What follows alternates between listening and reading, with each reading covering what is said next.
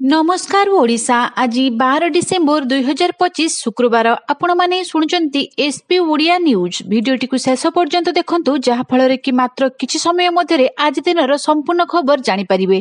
ता पूर्वरु चैनल नुआ थिले चैनलटी को सब्सक्राइब कर दियंतु जहा फଳରେ कि प्रत्येक दिनर गुरुत्वपूर्ण खबर लेटेस्ट अपडेट आपण माने सर्वप्रथमे पाई परिबे ओ आपण माने केउ जिल्ला रे देखुचंती कमेंट माध्यम रे जणैबा पई भूलंतु नाही। आसंतु सुनिबा आजिर मुख्य खबर गुडिक।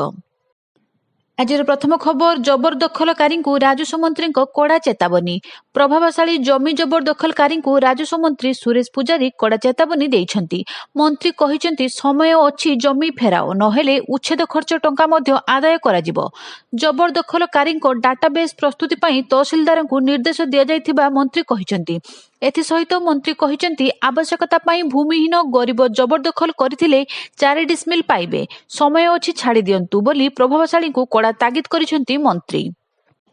परवर्ती खबर दिव्यांगों पाई सहज हेबो जगा दर्शन। एणिके श्रीमंदिर रे दिव्यांग भक्तों को मिलिबो स्वतंत्र दर्शन सुविधा। दिव्यांग को दर्शन पाई आसिबो स्वतंत्र मार्गदर्शिका। प्रस्तावित मार्गदर्शिका आगामी श्रीमंदिर छत्तीसा निजोग बैठक रे उपस्थापन करा जाई एहाकू कार्यकारी करा जिवो बोली जिलापाल कहिसंती। कालिया सान्तों पाखे समान सबु भक्त धनी गरीब उच्च नीच कौनसी प्रभेद देखिनी कालिया समस्त को देई थाए दर्शन। दिव्यांग बा केमिति बाद पड़ते दर्शन खूब शीघ्र दिव्यांग माने श्रीमंदिर रे सहजरे श्रीजी को दर्शन करिवार सुजोग पाइबे। श्रीमंदिर उत्तर द्वार कुर्म बेढ़ा ठारू स्वतंत्र रैंप होइतिबा बेले एथिलागी खूब शीघ्र आसिबो स्वतंत्र मार्गदर्शिका। परवर्ती खबर राज्य में हाड़भंगा शीत शीतर प्रकोप समग्र ओडिशा रे काय विस्तार करिथिबा बेले राज्य रे बहु स्थान रे पारद 10 डिग्री तले रहिछि। विगत 2 सप्ताह हेबो हाड़भंगा शीतरे थरुछि सारा ओडिशा। तेबे 10 डिग्री तले 16 सहर रहिछि। सेमिलीगुड़ा सर्वनिम्न 3.5 रही बेले जी उदयगिरी 4 फुलबणी 5.2 डिग्री चिपिलिमा 6.1 राउरकेला 6.6 झारसुगुड़ा 6.8 डिग्री तापमात्रा रही। सेहीपरि दारिंगबाड़ी 7 भवानीपाटना और अनुगुल 8 किरेई 8.1 डिग्री नवरंगपुर 8.6 कोरापुट और बलांगीर 9.13 डिग्री केन्दुझर और सुंदरगढ़ 9.6 सोनपुर तापमात्रा 10 डिग्री रही। प्रबल शीत और घन कुहुड़ी जो जनजीवन प्रभावित होउछि। एपरिक प्रबल शीत जो रास्ता पार्श्व रही व्यवसाय करुवा स्थानीय चाषी दिन मजुरिया माने बेसी प्रभावित होउछंती। एणे शीतरे मजा नेबाई राज्य बाहर पर्यटकों संख्या बढ़ी चली। कंधमाल जिलार हिलटॉप कॉफी बगीचा कलिंगा घाटी और बोटानिकल गार्डन भली बहु पर्यटन स्थली गुड़िक प्राकृतिक सौंदर्यर मजा नेबाई पर्यटकों संख्या वृद्धि पाउछि। परवर्ती खबर मनमोहुची ऋषिकुल्या मुहाण जमुछि विदेशी पक्षी भिड़। ऋषिकुल्या विदेशागत अतिथि भिड़ मुहाण रे शुभुछि विदेशी पक्षी कलरब धला कला छिट एमिति रंग बेरंगर हजार हजार पक्षी समागम। एमिति दृश्य देखा मिली गंजाम जिला ऋषिकुल्या नदी मुहाण रे। शीत दाउरू रक्षा पाइबाकू एही पक्षी माने हजार हजार किलोमीटर दूर अतिक्रम करी गंजाम ऋषिकुल्या रे पहुंचिचंती। वर्तमान सुधा ऋषिकुल्या नदी मुहाण समेत हुमा लवण जमी रे प्राय 30 प्रकार प्रजातिर पक्षी उपस्थिति देखा मिली। परवर्ती खबर 6 राज्य रे बढ़िला एसआईआर समय सीमा। भारतर निर्वाचन कमिशन बा इसी 6टी राज्य एवं केन्द्रशासित अंचल रे स्वतंत्र भोटर तालिका संशोधन बा एसआईआर पाई समय सीमा वृद्धि करिसंती। भोटर तालिका को निर्भुल करिबा पाई एही पदक्षेप निया जायछि। उत्तर प्रदेश रे फॉर्म दाखल करिबार समय सीमा 15 दिन वृद्धि करा जायछि। तमिलनाडु एवं पुडुचेरी रे एही समय सीमा 3 दिन वृद्धि करा जायछि।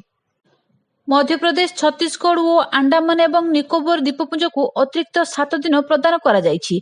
एही वृद्धि सहित ड्राफ्ट भोटर तालिका प्रकाश करिबार समय सीमा मध्य वृद्धि करा जायछि। तालिकारे समस्त योग्य नागरिकଙ୍କ नाम अंतर्भुक्त हेबा निश्चित करिबा पई कमिशन एही निष्पत्ति नेइछंती। परवर्ती खबर कारागार कैद फेरार घटना को नहीं हाईकोर्ट को उद्वेग। जेल रु कैदी फेरार घटना को नहीं हाईकोर्ट को जवाब। जेल डीजी को सत्यपाठ दाखल निर्देश। दोषी अधिकारी विरोध में कार्यानुष्ठान निर्देश देइछंती खंडपीठ। खोर्धा जामुझरी स्थित विजु पट्टनायक मुक्ताकाश आश्रम कारागार 17 जन कैदी खसी पड़ाई। अदालत द्वारा अपराधिक मामलें दोषी सब्यस्त हो जेल रु फेरार होइतिबा एही कैदी मानकु धरिबा पई कोन पदक्षेप ग्रहण करा जायछि से नै सत्यपाठरे उल्लेख करबाकू निर्देश देइछंती। ଏଥିସହ କର୍ତ୍ତବ୍ୟରେ ଅବହେଳା କରିଥିବା ଓ ଦାୟୀ ଅଧିକାରୀ କର୍ମଚାରୀଙ୍କ ବିରୁଦ୍ଧରେ କି କାର୍ଯ୍ୟାନୁଷ୍ଠାନ ନିଆଯାଇଥିବା ସତ୍ୟପାଠରେ ଦର୍ଶାଇବାକୁ କହିଛନ୍ତି ଖଣ୍ଡପୀଠ। ଜଷ୍ଟିସ୍ ସଙ୍ଗମ କୁମାର ସାହୁ ଓ ଜଷ୍ଟିସ୍ ଶିବଶଙ୍କର ମିଶ୍ରଙ୍କୁ ନେଇ ଗଠିତ ଖଣ୍ଡପୀଠ ମୁନ୍ସି ଭୁଏଙ୍କ ଜେଲ୍ କ୍ରିମିନାଲ ଅପିଲରେ ଶୁଣାଣି କରି ଏହି ରାୟ ପ୍ରଦାନ କରିଛନ୍ତି। ଡିସେମ୍ବର 22ରେ ପରବର୍ତ୍ତୀ ଶୁଣାଣି ହେବ। ନଭେମ୍ବର 26ରେ ଶୁଣାଣି ବେଳେ ବିଜୁ ପଟ୍ଟନାୟକ ମୁକ୍ତାକାଶ ଆଶ୍ରମରେ କାରାମଙ୍ଗଳ ଅଧିକାରୀଙ୍କ ତରଫରୁ ଦାଖଲ ତଥ୍ୟରୁ ଜଣାପଡ଼ିଥିଲା ଯେ ଏହି ମୁକ୍ତାକାଶ କାରାଗାରରୁ 17 ଜଣ କଏଦୀ ଫେରାର ଥିବା ବେଳେ 15 ଜଣ ପାରୋଲ ଅବଧି ଶେଷ ହେବା ପରେ ଆଉ ଫେରି ନାହାନ୍ତି। ପରବର୍ତ୍ତୀ ଖବର, ଗଡ଼ିଲା ହାଇଡ୍ରୋଜେନ ଚାଳିତ ଜାହାଜ। ଭାରତର ସ୍ୱଦେଶୀ ଜ୍ଞାନକୌଶଳ ନିର୍ମିତ ପ୍ରଥମ ହାଇଡ୍ରୋଜେନ ଇନ୍ଧନ ସେଲ୍ ଜାହାଜର ଚଳାଚଳକୁ କେନ୍ଦ୍ର ବନ୍ଦର ଜାହାଜ ଚଳାଚଳ ଓ ଜଳମାର୍ଗ ମନ୍ତ୍ରୀ ସର୍ବାନନ୍ଦ ସୋନୋୱାଲ ଗୁରୁବାର ଶୁଭାରମ୍ଭ କରିଛନ୍ତି। ସ୍ୱଚ୍ଛ ଓ ସ୍ଥାୟୀ ଆନ୍ତର୍ଦେଶୀୟ ଜଳ ପରିବହନ ଦିଗରେ ଏହା ଏକ ବଡ଼ ସଫଳତା। ଉକ୍ତ ଜାହାଜର ବ୍ୟବସାୟିକ ଚଳାଚଳକୁ ମନ୍ତ୍ରୀ ଉଦ୍ଘାଟନ କରିଛନ୍ତି। ହାଇଡ୍ରୋଜେନ ଚାଳିତ ଜାହାଜ ଭାରତର ବର୍ଦ୍ଧିତ ବୈଶ୍ୱିକ ସାମର୍ଥ୍ୟ ଏବଂ ସ୍ଥାୟୀ ଇନ୍ଧନ ପାଇଁ ଏହାର ପ୍ରତିବଦ୍ଧତାକୁ ପ୍ରତିଫଳନ କରୁଛି। ଏହା କେବଳ ଏକ ପ୍ରଯୁକ୍ତିଗତ ଅଗ୍ରଗତି ନୁହେଁ, ବରଂ ସ୍ୱଚ୍ଛ ଇନ୍ଧନ ଏବଂ ସ୍ୱଦେଶୀ ସମାଧାନ ଦିଗରେ ଆତ୍ମବିଶ୍ୱାସର ସହ ଭାରତ ଅଗ୍ରସର ହେଉଛି ବୋଲି ସୋନୋୱାଲ କହିଛନ୍ତି। ଏହି ସଫଳତା ସହ ଭାରତ ହାଇଡ୍ରୋଜେନ ଚାଳିତ ଜାହାଜ ଥିବା ଅଳ୍ପ କେତୋଟି ଦେଶ ତାଲିକାରେ ନିଜକୁ ସାମିଲ କରିଛି। ବର୍ତ୍ତମାନ କେବଳ ଚାଇନା, ନରୱେ, ନେଦରଲ୍ୟାଣ୍ଡ ଏବଂ ଜାପାନରେ ଏହିଭଳି ଜାହାଜ ଚଳାଚଳ କରୁଛି। ପରବର୍ତ୍ତୀ ଖବର, ଇଣ୍ଡିଗୋର ବଡ଼ ଘୋଷଣା। ଉଡ଼ାଣ ବାତିଲ ହେଲେ ଯାତ୍ରୀଙ୍କୁ ମିଳିବ 10,000 ଟଙ୍କାର ସହାୟତା। ଏବେ ବି ଇଣ୍ଡିଗୋ ଏୟାରଲାଇନ୍ସର ସଙ୍କଟ ଜାରି ରହିଛି। ଯାତ୍ରୀମାନେ ନାହିଁ ନଥିବାର ଅସୁବିଧାରେ ସମ୍ମୁଖୀନ ହେଉଛନ୍ତି। ଏହାକୁ ନେଇ କେନ୍ଦ୍ର ସରକାର ଓ ଇଣ୍ଡିଗୋ ମଧ୍ୟରେ ବିବାଦ ବି ଲାଗି ରହିଛି। ଏସବୁ ଭିତରେ ଇଣ୍ଡିଗୋ ଏୟାରଲାଇନ୍ସ ତରଫରୁ ଏକ ବଡ଼ ଘୋଷଣା କରାଯାଇଛି, ଯାହା ଯାତ୍ରୀଙ୍କୁ ଆଶ୍ୱସ୍ତ କରିଛି। କମ୍ପାନୀ ତରଫରୁ ଘୋଷଣା କରାଯାଇଛି କି ଡିସେମ୍ବର ଆରମ୍ଭରୁ ଦେଖାଦେଇଥିବା ସଙ୍କଟରେ ଯାତ୍ରୀମାନେ ପ୍ରଭାବିତ ହୋଇଛନ୍ତି। ତେଣୁ ସେମାନଙ୍କୁ 10,000 ଟଙ୍କା ଲେଖାଏଁ ସହାୟତା ମିଳିବ। ଏହି ଭାଉଚର ମାଧ୍ୟମରେ ସେ ଗୋଟିଏ ବର୍ଷ ମଧ୍ୟରେ କେବେ ବି ଟିକେଟ ବୁକିଂ ପାଇଁ ବ୍ୟବହାର କରିପାରିବେ। ଏୟାରଲାଇନ୍ସ ସ୍ୱୀକାର କରିଛି କି ଡିସେମ୍ବର 3, 4 ଓ 5 ତାରିଖରେ ହଜାର ହଜାର ଯାତ୍ରୀଙ୍କୁ ଦିନ ଦିନ ଧରି ବିମାନ ବନ୍ଦରରେ ଅପେକ୍ଷା କରିବାକୁ ପଡ଼ିଥିଲା। କିଛି ଯାତ୍ରୀ ସେମାନଙ୍କର କନେକ୍ଟିଂ ବିମାନ ଓ ଜରୁରୀ ଯାତ୍ରା କରିପାରିନଥିଲେ। କମ୍ପାନୀ କହିଛି କି ଏହି ସମୟଟି ସେମାନଙ୍କ ପାଇଁ କଠିନ ଥିଲା। ଏହାର ସମ୍ପୂର୍ଣ୍ଣ ଦୋଷ କମ୍ପାନୀ ନିଜ ମୁଣ୍ଡ ଉପରକୁ ନେଇଛି। ସରକାର ଏବେ ଆଣିଥିବା ଉଡ଼ାଣ ନିୟମ ମୁତାବକ ଯଦି କୌଣସି ବିମାନ ନିର୍ଦ୍ଧାରିତ ସମୟରେ 24 ଘଣ୍ଟା ପୂର୍ବରୁ ବାତିଲ ହେଉଛି, ତେବେ ସେହି ଏୟାରଲାଇନ୍ସ ଯାତ୍ରୀଙ୍କ କ୍ଷତିପୂରଣ ଦେବାକୁ ବାଧ୍ୟ।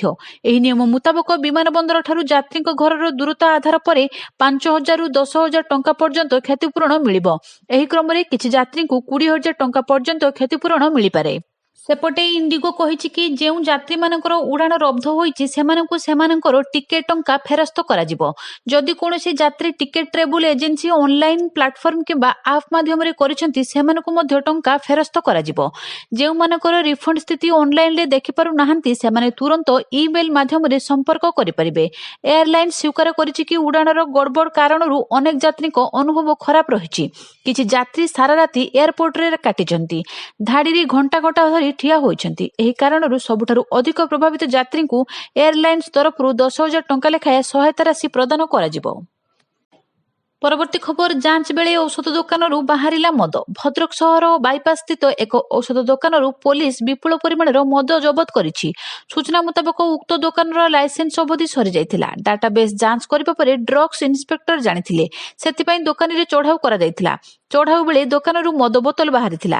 ଡ୍ରଗ୍ସ ବିଭାଗ ପକ୍ଷରୁ ପୋଲିସକୁ ଖବର ଦିଆଯାଇଥିଲା। ଟାଉନ ପୋଲିସ ପହଞ୍ଚି ମଦ ଜବତ କରିବା ସହ ଦୋକାନୀକୁ ଥାନାରେ ଅଟକ ରଖି ତଦନ୍ତ ଚଳାଇଛି। ପରବର୍ତ୍ତୀ ଖବର, ନକଲି ଘିଅର ଲଡୁ ପରେ ଏବେ ରେଶମୀ ଶାଲ ଦୁର୍ନୀତି ମାମଲା। 54 କୋଟି ଟଙ୍କାର ମହାଦୁର୍ନୀତି ଅଭିଯୋଗ। ଆନ୍ଧ୍ରର ତିରୁପତି ମନ୍ଦିରରେ ନକଲି ଘିଅ ପରେ ନକଲି ସିଲ୍କ କପଡ଼ାର ମହାଘୋଟାଲା ସାମ୍ନାକୁ ଆସିଛି। ତିରୁମଲା ତିରୁପତି ଦେବସ୍ଥାନରେ 2015 ରୁ 2025 ମଧ୍ୟରୁ ନକଲି ରେଶମୀ ଶାଲ ଯୋଗାଇ ଯାଇଥିବା ଜଣାପଡ଼ିଛି। ଏଥିରେ 54 କୋଟି ଟଙ୍କାର ଦୁର୍ନୀତି ହୋଇଥିବା କୁହାଯାଇଛି। ଭିଜିଲାନ୍ସ ଅଧିକାରୀ ତଦନ୍ତରୁ ଜଣାପଡ଼ିଛି, ଶୁଦ୍ଧ ରେଶମୀ ଶାଲ କହି 100% ପଲିଷ୍ଟରରେ ତିଆରି ଶାଲ ଯୋଗାଯାଇଛି। ଏଥିରେ ତିରୁମଲା ତିରୁପତି ଦେବସ୍ଥାନମ ବୋର୍ଡକୁ 54 କୋଟିରୁ ଅଧିକ ଟଙ୍କାର କ୍ଷତି ହୋଇଥିବା ଜଣାପଡ଼ିଛି।